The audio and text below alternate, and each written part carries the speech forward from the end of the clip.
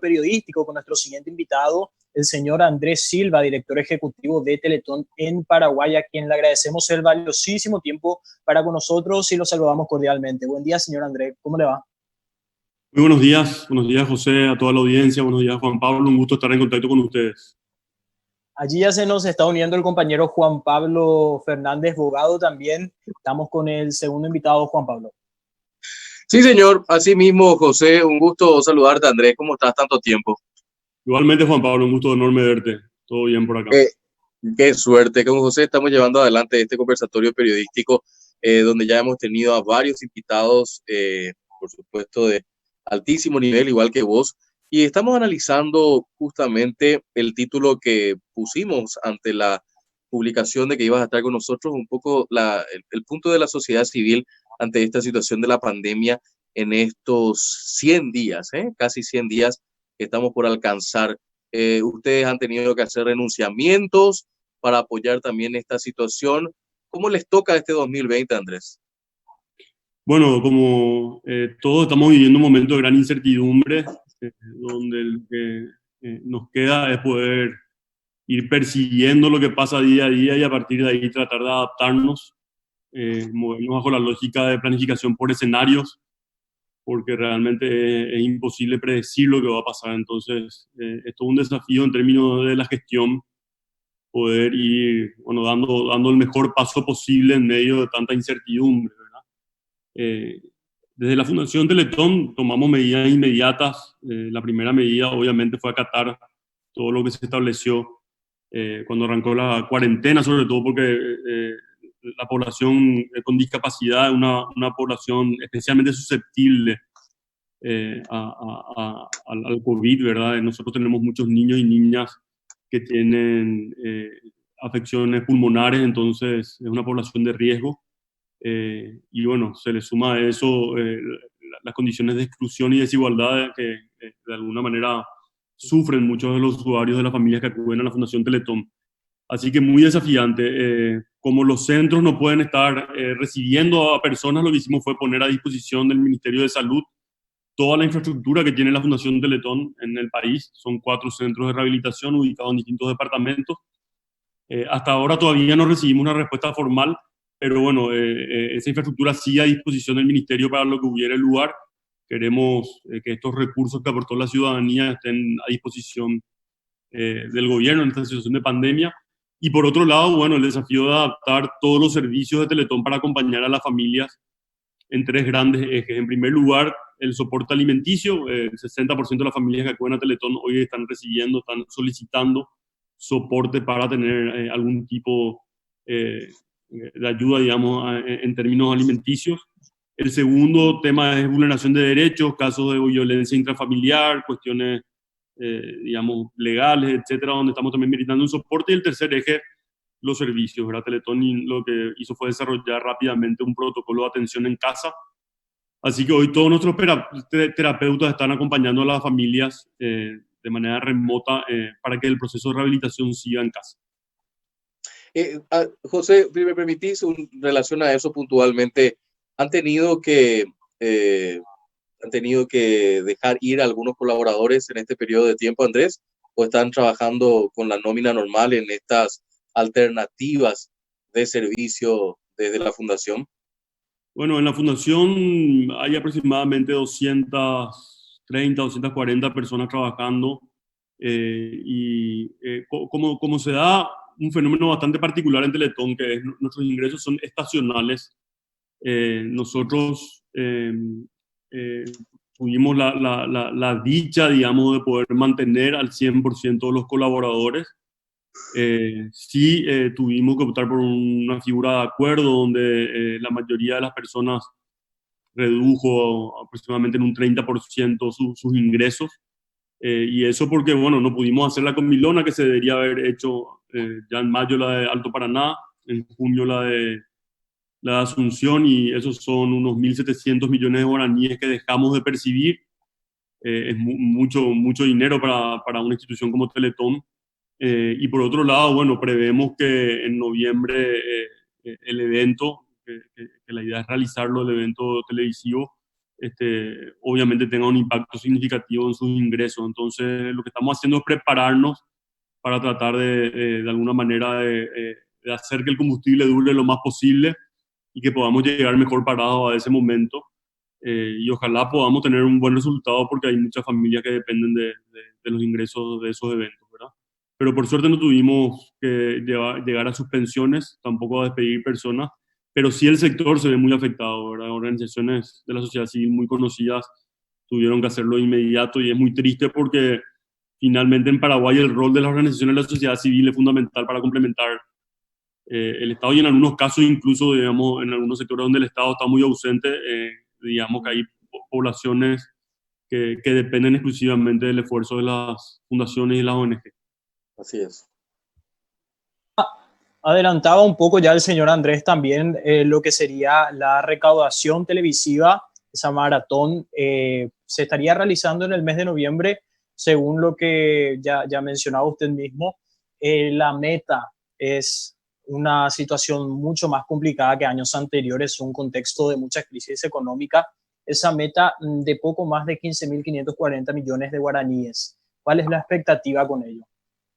Y la verdad que es muy difícil, o sea, como decía al inicio, estamos nosotros planificando por escenario, entonces un escenario es que sí se haga el evento, o sea, si no hacemos el evento hay que cerrar la fundación, entonces hay voces encontradas porque algunas personas dicen, bueno, no es momento para salir a pedir recursos, pero por otro lado, ¿qué hacemos con toda la familia a la que le estamos acompañando, donde Teletón es casi la única herramienta con la que cuentan, ¿verdad?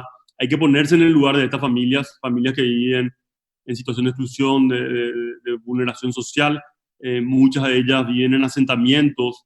El hecho de tener una persona con discapacidad dentro de la casa es todo un desafío porque también requiere de cuidados muy especiales. Hay que buscar que no haya un deterioro en sus avances. Hay que brindar soporte alimenticio, soporte médico, insumo. ¿Qué pasa, por ejemplo, con los anticonvulsionantes? ¿Verdad? Un niño que convulsiona, retrocede de manera significativa y hay que evitar eso. Antes llegaban a los centros, hoy tenemos a estas familias distribuidas en los 17 departamentos del país. También el Estado que no está logrando dar respuesta en la medida de lo que se necesita. Entonces, realmente muy, muy complejo. Estamos realmente desafiados. Esto requiere también no solamente capacidad operativa, sino que mucha resiliencia, mucho apoyo y contención emocional. Entonces, nosotros no quisiéramos imaginarnos un escenario en el que tengamos que suspender el evento. Haremos el mejor intento posible. Es muy difícil predecir lo que puede llegar a ocurrir, pero sí, obviamente vemos señales, no estamos desconectados de lo que pasa en el contexto, ¿verdad? Y es evidente que no podemos aspirar a los mismos resultados. A partir de ahí, el día después podríamos decir, bueno, hasta dónde dan los recursos para poder seguir adelante. Y no tiene que ver con lo que se va a hacer nomás, sino que tiene que ver con todo lo que hay que sostener, ¿verdad? Porque hoy ya hay más de 2.000 familias que están dentro de los servicios de Teletón. Brindamos unas 180.000 atenciones anuales de forma gratuita. Así que sería realmente muy triste tener que retroceder. Ojalá no nos veamos la necesidad de tener que cerrar algún centro de rehabilitación o de tener que decirle a alguna familia hasta acá llegamos, ¿verdad? Pero es una situación dramática y es triste porque realmente mucho de esto está invisibilizado, digamos, ¿verdad? Si bien ya es luego un sector al que cuesta verle, digamos, porque viven, digamos, la persona con discapacidad todavía en una situación de mucha exclusión, esta situación del COVID hace que eso se acreciente. Así que, nada, confío mucho en nuestro equipo, confío mucho en nuestros aliados, confío mucho yo en que la ciudadanía de alguna manera va a estar acompañando como pueda y desde donde pueda a la fundación. Así como también Teletón estuvo acompañando y está acompañando en este tiempo, ¿verdad? Nosotros no nos quedamos solamente trabajando con nuestra población, digamos, objetivo, sino que también fuimos protagonistas de esta campaña Todos por Paraguay, que está consiguiendo insumos tanto para salud como para alimentación. Estuvimos trabajando muy intensamente en todo ese proceso. Así que, bueno, todos tenemos de alguna manera algo que aportar y el desafío seguramente va a estar en ampliar la base de donantes para que más personas puedan participar con menos. Andrés, ¿cómo está la coyuntura internacional? Como titular de Teletón Paraguay, formas parte de una red importante que me imagino comparten las experiencias también y las realidades ante esta situación, porque este hecho no va a afectar solamente a Paraguay, la pandemia fue mundial y me imagino que las mismas problemáticas. ¿Estamos mejor que otros países o estamos igual? Mira, todos estamos con la incertidumbre, estamos en reuniones permanentes, somos 13 países los que estamos asociados a la Organización Internacional de Teletones. Justo tuvimos 2 largos encuentros con Mario Kreuzberger, don Francisco, que es nuestro presidente honorario. Y nada, todos en la misma situación, Juan Pablo, ¿verdad? Yo creo que todos estamos transitando este momento con mucha angustia, pero bueno, también con mucha fortaleza, digamos, en el sentido de que no podemos colgar los guantes, como se dice, o tirar la toalla, y estamos todos aprendiendo, ¿verdad? En ese sentido, Teletón México, por ejemplo, tomó el ejemplo de Teletón Paraguay, el de ofrecer los centros de rehabilitación. Algunos estados en México ya tomaron ese ofrecimiento y están recibiendo a pacientes con COVID para su tratamiento dentro de los servicios de Teletón México. Y bueno, y cada uno tratando de adaptarse lo más posible. Teletón Paraguay elaboró también la primera guía de acompañamiento en este nuevo contexto. Fuimos reconocidos por eso, digamos, porque tuvimos un equipo, el equipo de Teletón Paraguay está muy acostumbrado a la innovación, ¿verdad? Entonces, todo el tiempo se están creando cosas nuevas.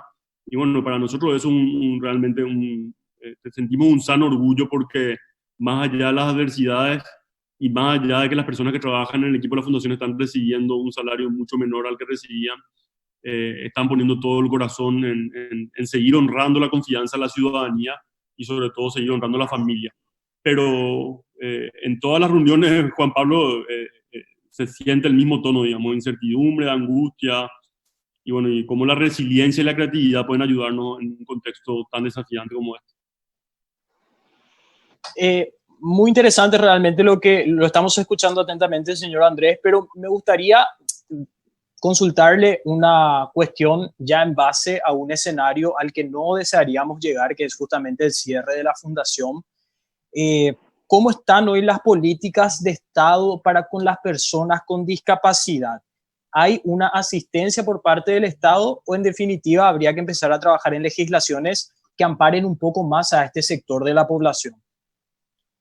Mira, yo creo que la pandemia vino a denunciar muchas condiciones preexistentes, ¿verdad? Y lastimosamente tenemos que reconocer que más allá de la voluntad, sobre todo el ministro César Martínez, que para mí es una persona a la que respeto y admiro mucho, este no es un tema que el Estado paraguayo haya priorizado jamás, ¿verdad? La verdad es que queda todo por hacer y estamos trabajando de forma articulada, estamos pensando cómo con los pocos recursos que existen poder dar mejores respuestas.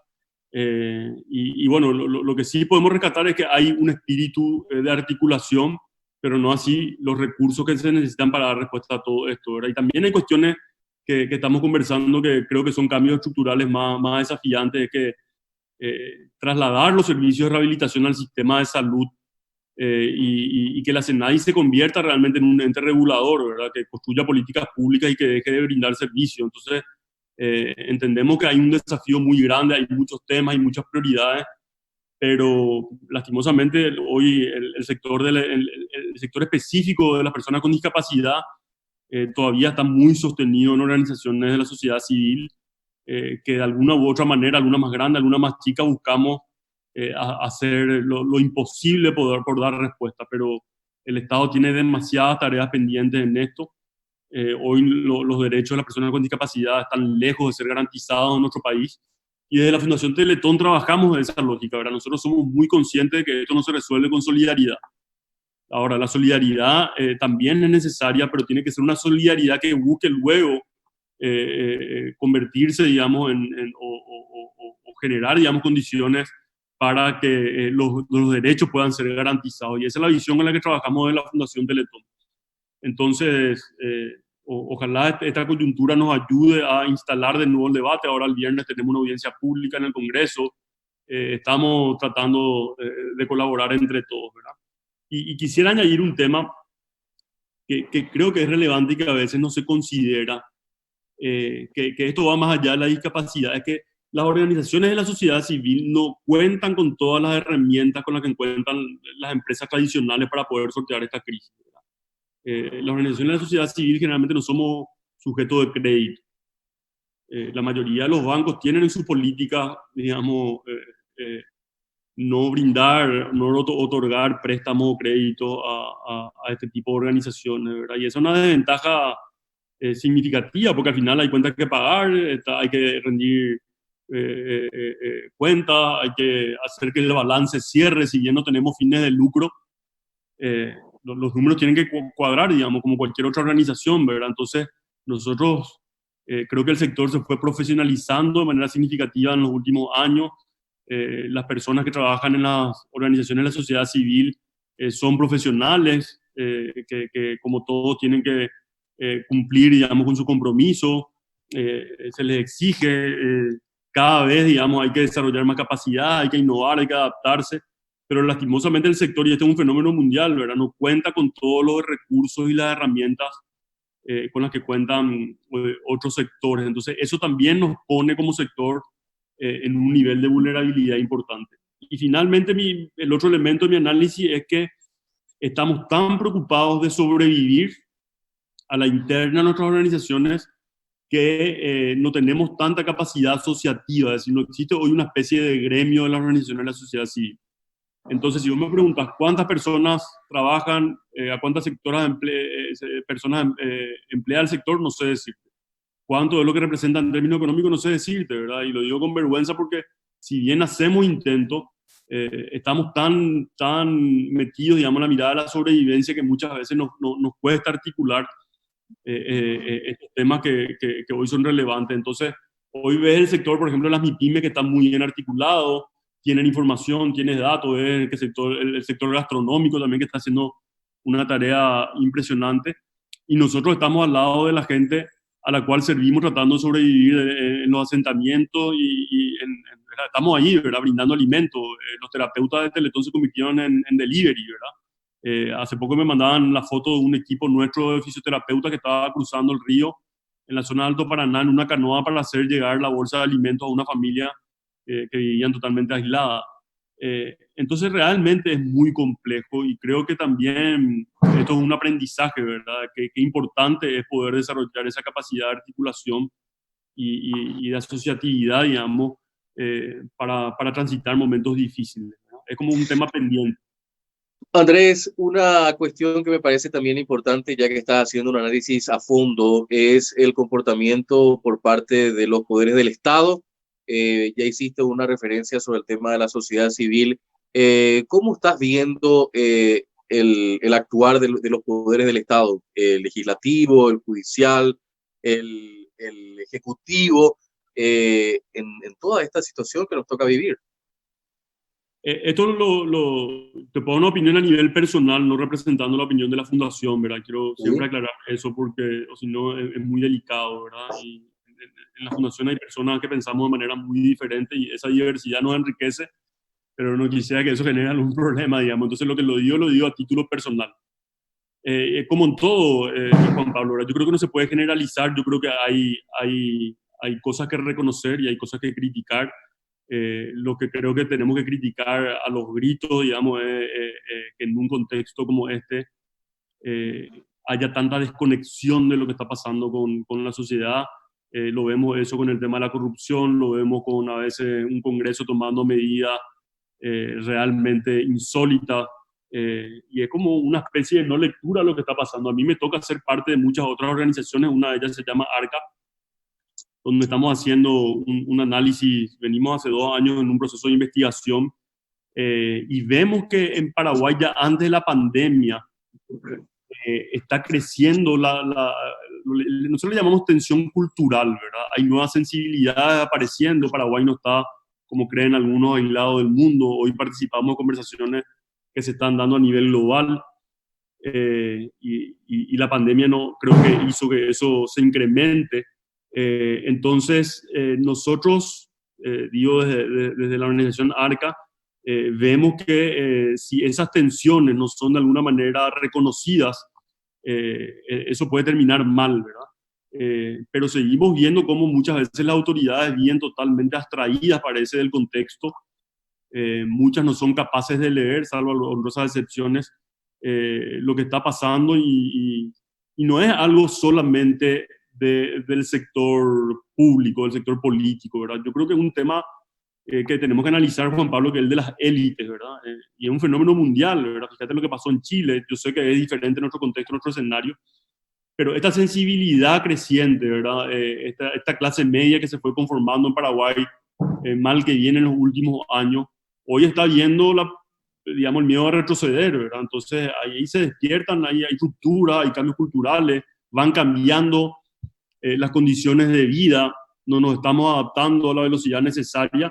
Entonces yo por lo menos veo con preocupación, ¿verdad? Y por otro lado, sí reconocer que, sobre todo en el liderazgo, digamos, de salud,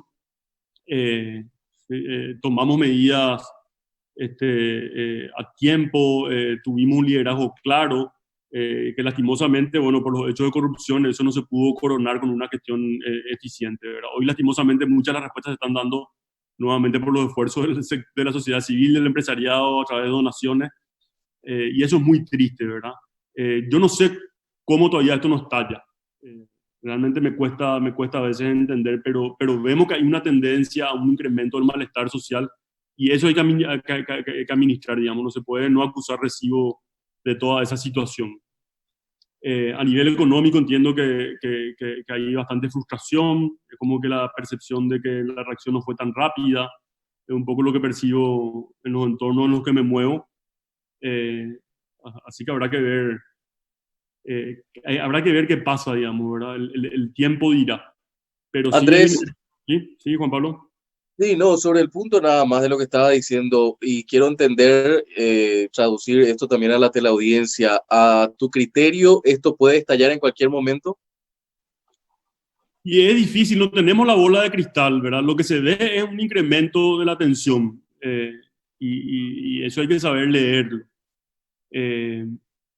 Y creo que hay Bueno, señales. ¿por qué no estalla, Andrés? ¿Por qué el paraguayo tiene una característica de tanta pasividad? Yo no sé, yo creo que es una creencia, Juan Pablo, hay que ver si eso sí es así. Yo hoy siento que hay mucha gente dispuesta a jugarse más, que hay gente que está impulsando iniciativas, yo creo que hay algo que se está gestando, no digo una cuestión así, una sola cosa, sino que muchas cosas, yo veo que hay nuevos intereses, digamos, y gente que asume como que esto no va más, ¿verdad? Pero reitero, no tiene que ver con la pandemia nomás, como que esto sale a denunciar mucho de lo que estaba pasando. Y bueno, en Paraguay, parte de lo que siempre pasó es, digamos, una élite desconectada, ¿verdad? De un sector de la sociedad, un gran sector de la sociedad civil poco articulado, fragmentado. Entonces, yo creo que lo que veo es que está empezando a articularse una nueva masa crítica.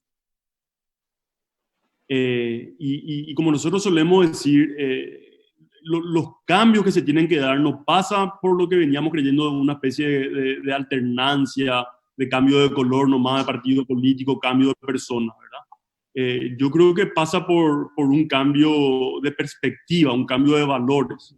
Y esa es la nueva masa crítica o la nueva élite, como yo le digo, que el Paraguay necesita desarrollar de manera transversal. A veces le echamos la culpa a los políticos, pero ¿qué pasa con el empresariado? ¿Qué pasa con los medios de comunicación? ¿Qué pasa con los líderes sociales? ¿Qué pasa con los ONG? ¿Qué pasa con las élites en el sentido más amplio, ¿verdad?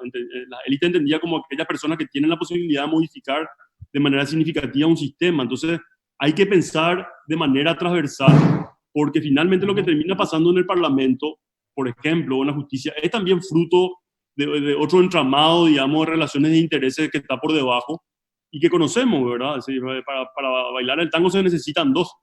Entonces, esa es una autocrítica que hay que empezar a desarrollar y hay que ver, bueno, si esa nueva masa crítica es o no capaz de articularse. Yo, Juan Pablo, hoy percibo el aumento de la tensión y percibo que hay algo que está empezando a dibujarse y hay que ver si somos o no capaces de alguna manera de articular esa nueva respuesta. Nosotros vamos a lanzar, te anticipo dentro de poco, un libro que se llama La Segunda Transición de Arca, ¿verdad? Que Paraguay necesita una segunda transición. necesitamos declarar esta segunda transición que, como digo, pasa por un cambio de perspectiva y no por lo que creíamos, digamos, la alternancia de un punto de vista tradicional. Y todavía, Juan Pablo, una cultura política que bastante inmadura, ¿verdad? En Paraguay la afiliación partidaria sigue siendo más una cuestión de pertenencia, más una cuestión identitaria que una cuestión racional, ¿verdad? Entonces vemos dos grandes maneras. Por un lado, la herencia familiar, que tiene mucho peso, ¿verdad? Es decir, uno es de un partido político como un rasgo de su identidad, y por otro lado los intereses personales. Totalmente. Hablaba un poco de ese estallido social, señor Andrés. Disculpe que lo interrumpe. Se tendría que traducir un poco más saliendo de redes sociales, porque esa crítica se ve mucho en redes sociales y finalmente en una manifestación pacífica los números no son los mismos, ¿no? Lastimosamente nos quedamos sin tiempo, estamos llegando a la parte final, pero no queremos despedirnos sin antes nos dé una breve reflexión de cómo seguir a un futuro en donde sabemos que las necesidades son totalmente ilimitadas, sin embargo los recursos son limitados. Una cosita, una aclaración. Yo no creo que ya podamos separar la vida digital de la vida no digital, ¿verdad? Entonces hay que prestar atención también a lo que pasa en las redes sociales y ver cómo eso se traduce, ¿verdad? Pero bueno, eso como una reflexión. Y lo otro es, bueno, con recursos limitados no queda otra que, como yo digo, ya no separar la acción de la reflexión. Hoy yo creo que en todo lo que hacemos necesitamos una reflexión permanente, necesitamos la resiliencia, la capacidad de aprendizaje. No me gusta la palabra reinventarnos porque creo que está algunas veces como que mal utilizada, ¿verdad? Pero sí necesitamos como que autorregenerarnos en todo sentido, de una manera amplia y profunda. Esto no pasa por desarrollar más habilidades, nomás pasa por cambiar la perspectiva. La evolución en la humanidad siempre se dio a partir de un cambio significativo en las condiciones de vida, que lo que hace es generar una tensión con nuestro modo de abordar esas condiciones de vida. Entonces, cuando nuestros modos de abordaje, nuestros lentes ya no son suficientes para gestionar los desafíos que tenemos, esa tensión es la que de alguna manera puede producir un cambio, pero ese cambio hay que gestionarlo, ¿verdad? La crisis es una oportunidad en la medida en la que realmente hagamos la tarea y bueno, en eso estamos y ojalá, digamos, podamos salir del sector de la sociedad civil, pero sobre todo como Paraguay hay que dejar de pensar sectorialmente, con una nueva comprensión, con una nueva mirada y nuevos valores de toda esta crisis. Andrés, querido, un abrazo a la distancia y gracias por este tiempo con nosotros. Gracias a ustedes, un honor, un placer y siempre a disposición. Fuerte abrazo. Gracias, gracias. Cerramos, José, nuestro encuentro. Le invitamos 14:30 a la repetición, si quieren volver a ver esta entrevista, y nosotros nos reencontramos mañana en este mismo punto horario. Buenos días y buena suerte.